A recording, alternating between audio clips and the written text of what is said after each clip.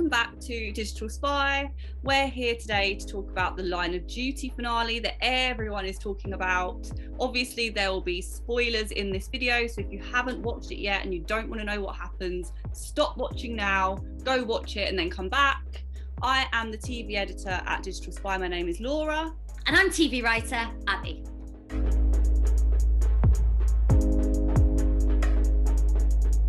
So, shall we recap what actually happened first and foremost? Yeah, let's do it. Let's dive into that.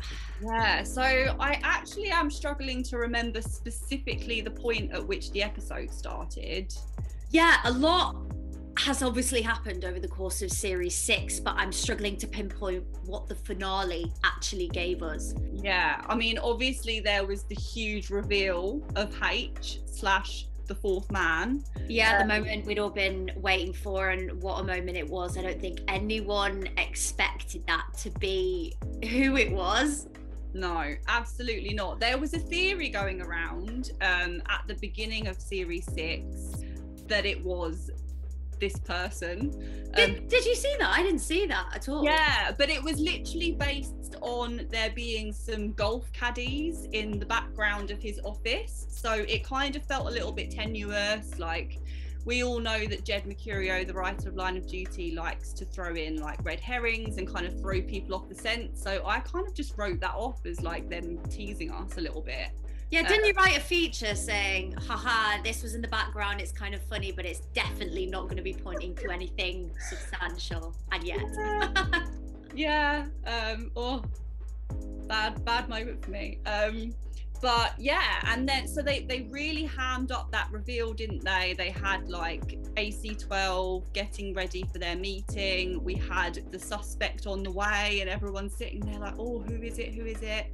The camera like panned to the prisoner outfit, and then you're thinking, oh my god, who is the prisoner? Like, yeah, we saw his shoes, we saw the back of him, but we didn't actually see who it was, and you're thinking, who is this reveal gonna be? And lo and behold, drum roll, it was Buckles, Ian Buckles, who actually has been around since season 1. So when you think about it, it does make sense that it would be him, and actually it probably was the most reasonable conclusion for it to be him, because it needed to be somebody that's been around for a decent amount of time, that's been involved in these investigations, that has had their finger in all of these pies. They couldn't really have just thrown it up as being somebody that we haven't had that like backstory with. Yeah, exactly. He's been there from the very start, right under our noses, and I think for them to drop in someone new, for it to have been Thurwell, who we only just met, wouldn't have felt very authentic. So the fact that this guy had been there from the very beginning, that did work. I wasn't happy about it, but credit where credit's due, I think it did work. Yeah, no, I agree. I did. Yeah, I mean, we'll get on to the reaction of it a bit later, because people were divided. But yeah, I do think it worked, and they really did do everything that they could, I think, to create that kind of tension and build up to the reveal of then Ian Buckles sitting down in that interrogation chair, and there he is. Yeah, absolutely. And I think a lot of the time you can sort of predict where things are going to go, but absolutely no one had this nailed down. People might say that they did, that they knew it was coming, but I think the vast majority of us had no idea that it was going to be Buckles. So I think the show really nailed it in that regard, because you like that surprise, you like that big reveal where you're like, okay, didn't see that coming. I definitely didn't see that coming. Yeah, agreed. It definitely had that surprise element involved, rightly or wrongly for some people. And then yeah, in terms of AC-12, so we know that Kate and Steve are still best friends. That went for a pint. There was that moment in the penultimate episode where Kate thought that Steve had betrayed her and given up her location, and that she was being framed. But we got to the bottom of that. That wasn't the case. Steve, thank God for that. Yeah, so they're all good. They're supporting each other. It looks like Kate's been offered a job back at AC12 and looks very likely that she's hoping to take that again, which is amazing to see them. Yeah, she seemed keen to get back in there. Yeah, and everyone wants to see Kate and Steve working together, don't they? Like, that's the dream team. Part of the show that we've all loved to watch. So that was a really nice moment in the finale, I think, to have that confirmation. And then Hastings. Oh my God, his big confession to Carmichael, where he just turned around and he was like, there's something I'm gonna do. And then he just marched in there and laid it all out on the table about John Corbett, the fact that he was essentially responsible for his death. He was the one who revealed that John was the rat within the OCG, and that led Lisa McQueen and co to orchestrate his murder. That was a huge moment. Absolutely. And I actually got really emotional watching that moment, just because I've always rooted for Ted, as I'm sure most viewers have. Like in season 5, when they were kind of trying to set it up that he was the baddie, I was like, no, you can't do this to Ted. Like, he's the moral compass of the whole show. So I'm really glad that they kind of brought him back to his roots in that way, and they kind of showed him with his integrity and his truth and his honesty, and you could tell that he genuinely felt devastated at his decision and that he regretted it. And also that he didn't necessarily think that that was going to be the outcome, because obviously at the end of season 5, Carmichael had suspected that Ted had given up Corbett's position, but she thought that it was a plot to have him killed for revenge for what he did to his wife. And now we know that that wasn't the case. He didn't intend for Corbett to get killed. He was just hoping that giving that little push would force him to turn himself in. Yeah, and we've seen the toll that all of the corruption, the deceit has taken on Ted over the course of the show. And in this series particular, it felt like he was on an aggressive downward spiral. You know, there were more mother of gods than ever before, and he just seemed to be losing his grip on his sanity in a way. So I'm really glad that he had that moment of release where he was able to lay it all out on the table, and the fact that they were able to wrap up so many cases and get to the bottom of so much, because I feel like he needed that moment as a character.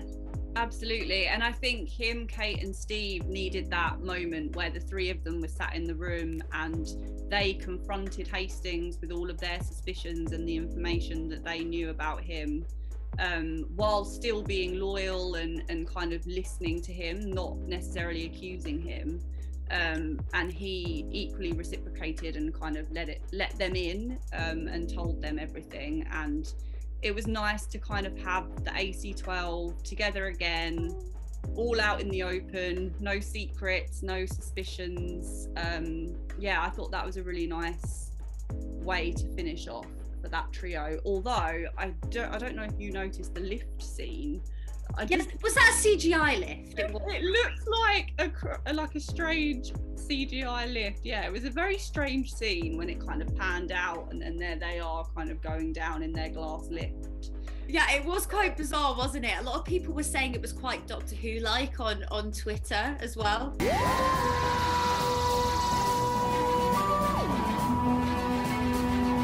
Ryan Pilkington, his crimes were also laid out in full in season 6. It was like, this person was killed by Ryan Pilkington, this person was killed back by Ryan Pilkington, and also the murder of Gail Vella as well. Carl Banks was confirmed. I mean, we already knew that. We knew Terry Boyle wasn't responsible for that, but it was nice to have that confirmed as well. Yeah, and it was really nice to see Terry Boyle get that happy ending as well. All the charges were dropped.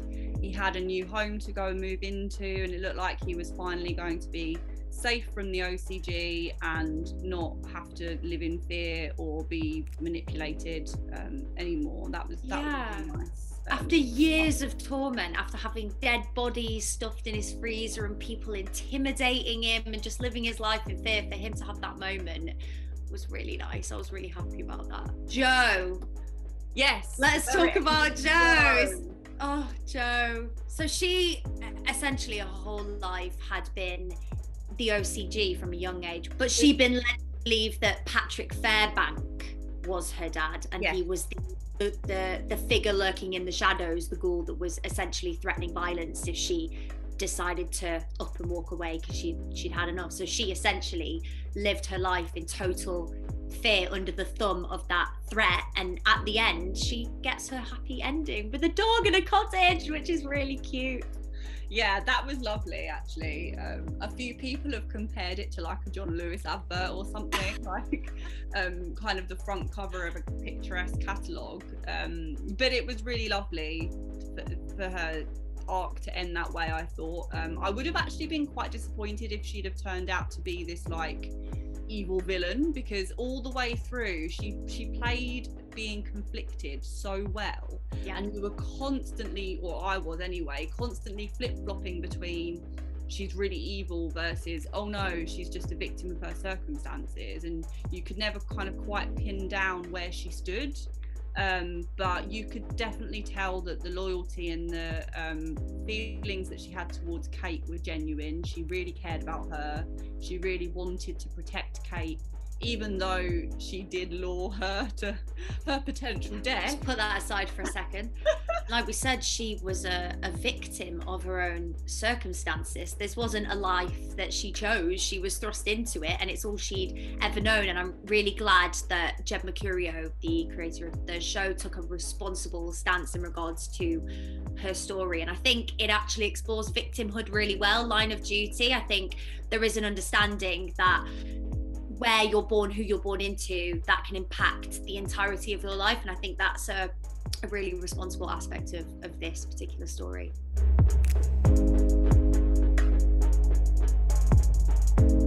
So, in terms of how we actually felt about it as a finale, as a season finale, wrapping up the saga that's been going on for nearly 10 years of Who is H, how do we feel that it did? Because the world seems divided. My Twitter timeline and the hashtag, the Line of Duty hashtag on that Sunday night, I have to say was largely negative. I saw a lot of people who felt that they'd been conned out of that big Hollywood ending, and I must admit that is kind of what I wanted. I wanted more car chases, I wanted gunfire, I wanted a villain cackling in the wreckage of a burning bit. I wanted more, and I think Line of Duty's currency over the course of its 6 seasons has been pantomime and hysteria. Remember Ros Huntley's series where she's lying on the floor with that saw hovering over her head? I mean, that's what we've had to contend with. It's been so, we've had to suspend our disbelief on so many occasions, and for Jed Mercurio to dial it back in the final moments, I did feel a little bit like I'd lost out on something, and it just felt a little bit flat, even though the reality of corruption is quite unassuming. It happens without fanfare. It's quite banal. I did want more, but that's the basic in me crying out for that. And I do understand what he was trying to do, and I think he can absolutely justify what he did, which is crucial. Yeah, it's interesting because I did a complete 180. So when I first watched the episode, I did have that kind of slight feeling of like, oh, which is not a normal feeling to have after watching Line of Duty. Normally you finish an episode and your adrenaline's pumping and you're like, oh my God, like, but after some reflection on it, I actually really loved it. And I think that it's interesting you bring up season 4, because for me, season 4 and season 5 to a degree started to veer too much into the ridiculous. I remember you saying that, yeah. Yeah, and I kind of feel like if it had carried on that trajectory, it would have just been madness, and like nothing would have kind of really ended up making sense. Like it would have just been a reveal for shock value sake. For example, if it had have been Ted Hastings that was H, or if it had have been Kate or Steve or anybody else that would have given that the audience that like shock moment, it wouldn't have made sense to the story that we've all been watching for so long. And finales are so hard to wrap up. You've got people who want fan service, you've got people who want to be totally shocked, and then you've got people who don't really know what they want, but if they see it, they'll be like, oh, yes or no. And I just think they're notoriously hard to nail, and you are never going to please everyone. And I think Line of Duty is such a long-running show. There have been so many different strands. The narrative has been so twisty-turny. To bring that all together into one coherent point was always going to be really tricky.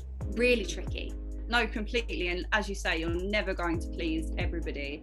And I think something that I really liked about series 6 overall was, yes, we did get some great car chases, and that Steve Arnott, James Bond moment when he was in the back of the van, like that was really cool.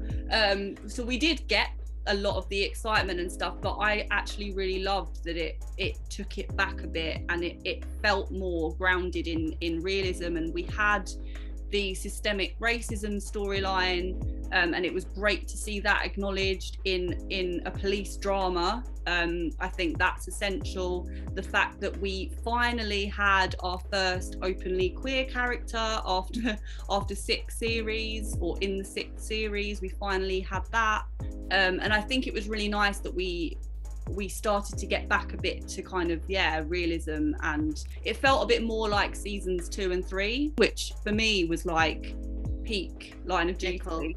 And also I just think it had something to say about corruption and the insidiousness of it, and how it's allowed to keep happening, and how people get away with this stuff. Exactly. I liked it a lot, actually. Philip Osborne, still, high ranking officer. No, at the moment, I mean, we'll get on to potential season 7 in a minute, but at the moment he's still doing his thing, after denying the presence of corruption. We saw in the first season an innocent man, Karim Ali, was killed, and they covered that up, didn't admit any wrongdoing, and then he was promoted, and he's just remained at the top of the tree. And that happens in real life. And Line of Duty isn't propaganda. Jen Mercurio is pretty outspoken about a lot of things, particularly the way that the police work in the real world, and we got that here. So it does tick the realism box in that regard.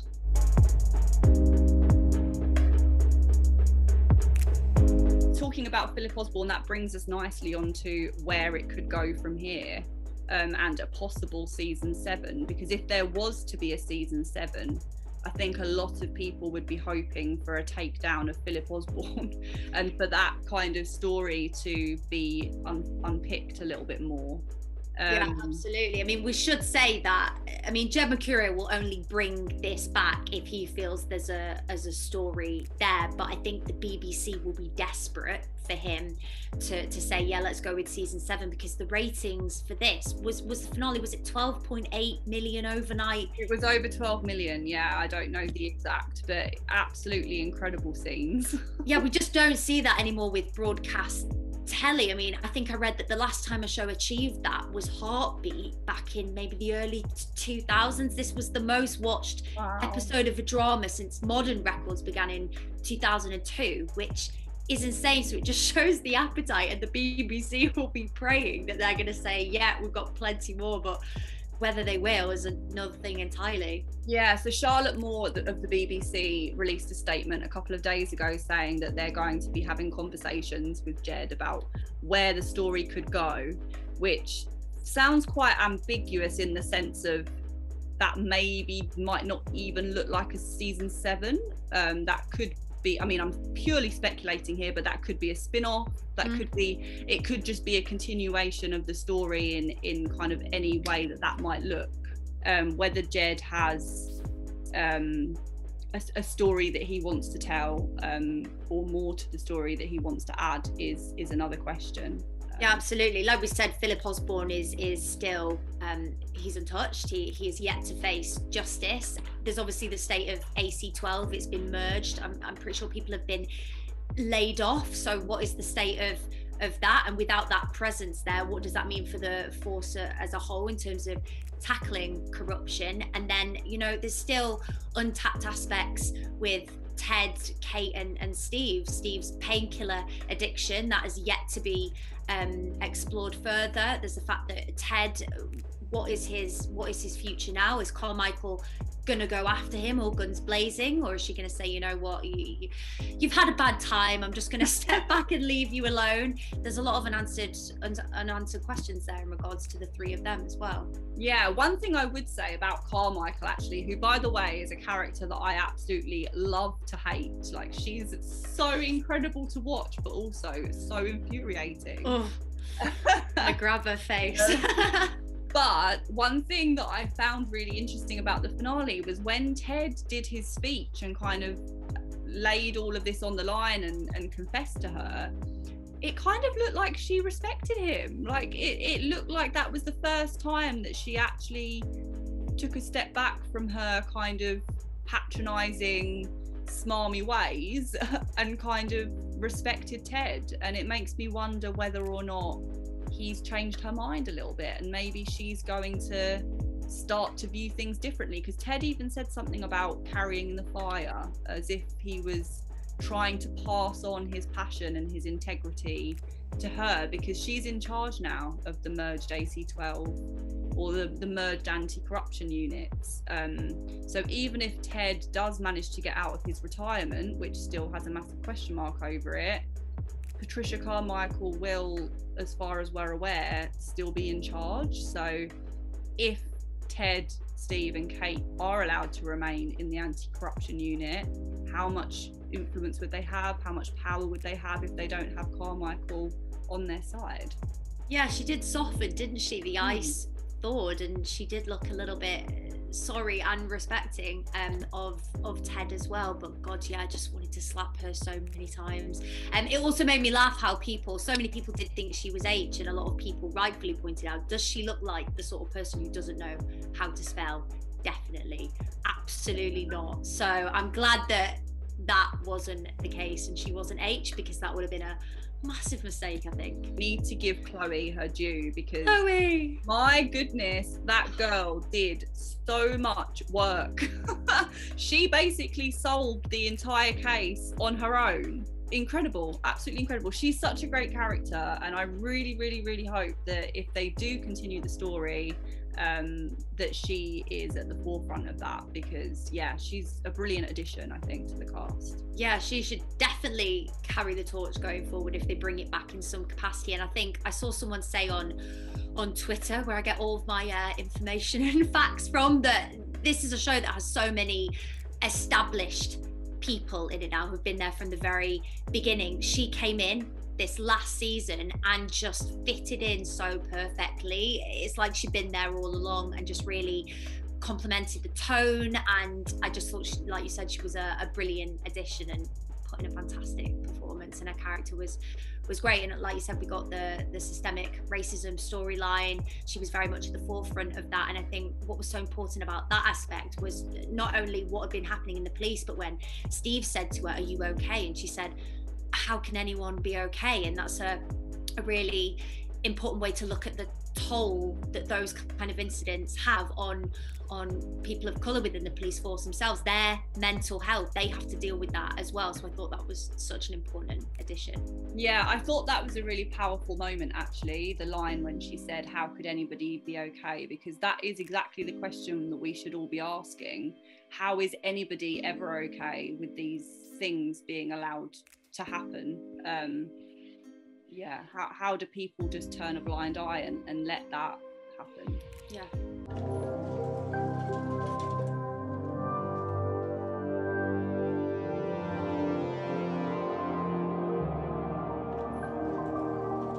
So we want to hear what you thought of the finale, and if there's anything that we haven't talked about that you think is a burning important thing that needs to be discussed, then please do leave some comments down below and have a chat about it. We will be bringing you all possible Line of Duty season 7 updates on digitalspy.com as and when any announcements happen. And if you like this video, don't forget to like and subscribe for plenty more from Digital Spy.